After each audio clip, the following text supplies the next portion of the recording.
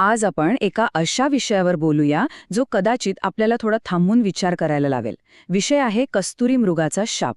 आणि त्यातून एक प्रश्न निर्माण होतो, आपण खरंच सुखाच्या मागे धावत आहोत की नकळतपणे दुःखाचाच पाठलाग करतोय? चला हा गोंधळ जरा सोपा करून पाहूया. हा प्रश्न खरं तर आपण सगळ्यांनीच स्वतःला कधी ना कधी विचारायला हवा.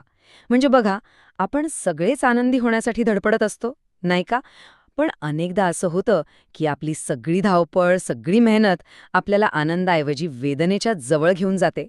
असं का होत असेल? हे नेहमी माझ्यासोबतच का घडतं?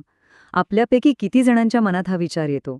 असं वाटायला लागतं की जणू काही दुःख आणि समस्यांनी फक्त आपलाच पत्ता शोधून काढलाय आणि ते कायमचे आपल्याकडेच राहायला आले आहेत.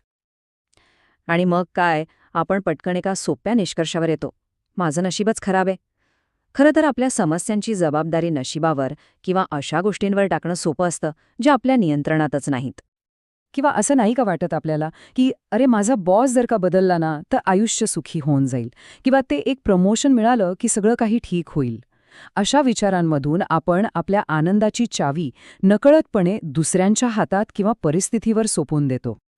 आणि याच विचार करण्याच्या पद्धतीला, याच मेंटल पॅटर्नला मानसशास्त्रात एक नाव आहे, विक्टिम मेंटॅलिटी. याचा सरळ अर्थ आहे, मी परिस्थितीचा बळी आहे अशी भावना मनात घट्ट बसणं. यात आपल्या प्रत्येक दुःखाचं मूळ कारण बाहेरच्या जगात आहे असं ठामपणे वाटू लागतं. ही मानसिकता अजून चांगल्या प्रकारे समजून घेण्यासाठी ना, चला एक खूप जुनी पण खूप काही सांगून जाणारी गोष्ट ऐकूया.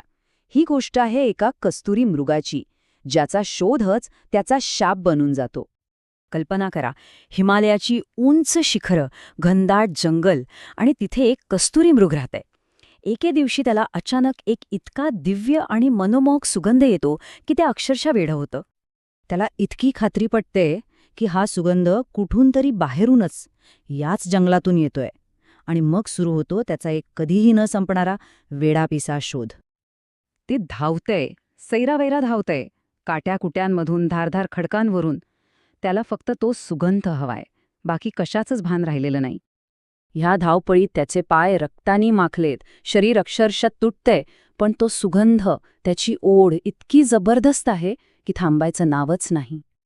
आणि मग शेवटी सगळी ताकद संपल्यावर हताश होऊन ते विचारहरण जमिनीवर कोसळतं आणि त्याचा श्वास थांबतो.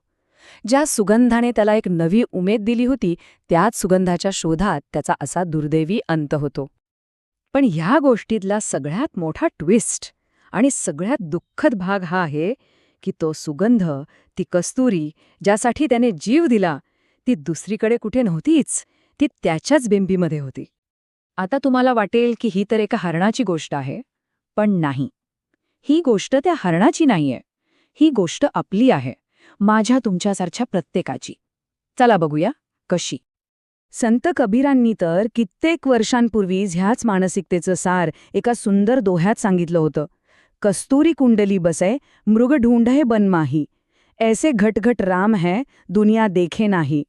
म्हणजे कस्तुरी हरणाच्या बेंबीतच असते, पण ते बिचारा तिला पूर्ण जंगलात शोधत फिरतं. अगदी तसंच देव तर कणाकणात आहे, पण लोकांना तो दिसत नाही. चला तर मग या कथेचा अर्थ उलगडून पाहूया. यातली प्रत्येक गोष्ट एक प्रतीक आहे, एक मेटाफर आहे. ती कस्तुरी, तो सुगंध म्हणजे आपली आंतरिक शांतता आणि आपला आनंद. ते धावणारं मृग म्हणजे आपण स्वतः, जे सतत सुखाच्या शोधात असतो. ते जंगल म्हणजे हे बाहेरचं जग, जिथे आपण सुख शोधायला जातो. आणि सगळ्यात महत्त्वाचं, त्या सुगंधाचा खरा स्रोत, ती बिंबी म्हणजे आपलं अंतरंग, आपला इनर सेल्फ. याचा अर्थ काय?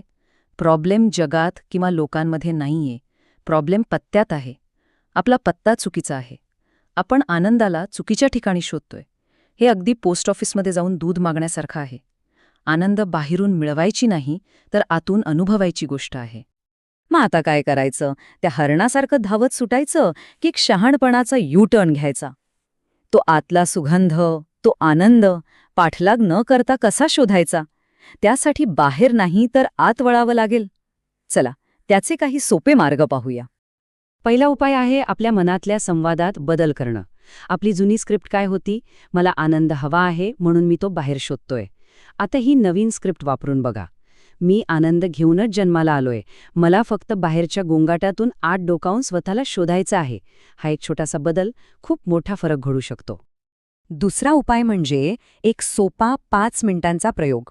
पुढच्या वेळी जेव्हा मन बेचैन होईल ना, तेव्हा फक्त थांबा, शांत बसा आणि स्वतःला विचारा, मला या क्षणी नक्की कोणती भावना हवी आहे? राग, दुःख या वरवरच्या भावनांच्या खाली कदाचित शांतता किंवा सुरक्षिततेची भावना हवी असेल. मग स्वतःलाच विचारा, ही भावना मी स्वतःला ह्याच क्षणी देऊ शकतो का? आणि फक्त ती भावना अनुभवण्याचा प्रयत्न करा. हे स्वतःला आठवण करून देण्यासारखं आहे की त्या भावनेचा स्रोत आपल्या आतच आहे. आणि तिसरा, सगळ्यात महत्त्वाचा बदल, जगाकडे बघण्याचा दृष्टिकोन बदलणं. आपण जगाला एक पुरवठादार किंवा सप्लायर समजतो की ते आपल्याला आनंद देईल, पण तसं नाहीये. जग फक्त एक आरसा आहे. आरसा स्वतःहून काही दाखवत नाही, जे समोर आहे तेच तो दाखवतो. तसंच जग आपल्या आतला आनंदच आपल्याला परत दाखवेल. तर आता आनंदाचा खरा पत्ता तर आपल्याला कळालाय. तो बाहेरच्या जगातल्या कोणत्या तरी वस्तू, व्यक्ती किंवा परिस्थितीत नाही, तर तो आपल्या आतच आहे. प्रश्न फक्त एवढाच आहे की आता पत्ता माहीत झाल्यावर आपण त्या दिशेने वळणार का?